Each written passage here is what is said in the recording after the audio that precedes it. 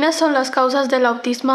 Hi ha molts factors que s'han relacionat amb el risc de presentar trastorns de l'espectre de l'autisme, que és com anomenem ara aquest trastorn, però no coneixem, o es pensa que no hi ha un factor determinant causal clar.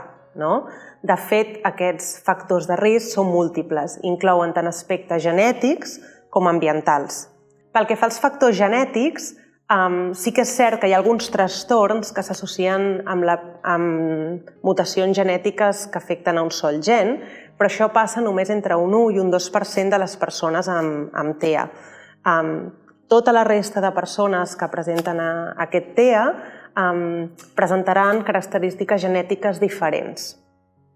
Pel que fa als factors ambientals, se n'han trobat molts que relacionen amb la presència d'aquest risc, com per exemple el dany cerebral, especialment aquell que és degut a una falta d'oxigen o de reg sanguini al cervell, o també, per exemple, la prematuritat o la diabetis gestacional, etc. Però el que és important és comprendre que cap d'aquests factors determinarà que existeixi un TEA i que les persones que pateixin aquestes situacions o que tinguin aquesta càrrega genètica no sempre presentaran un trastorn de l'espectre de l'autisme, sinó que són factors que jugaran un paper i que tots ells acabaran formant part d'aquest trastorn, de la causa que hi ha darrere d'aquest trastorn.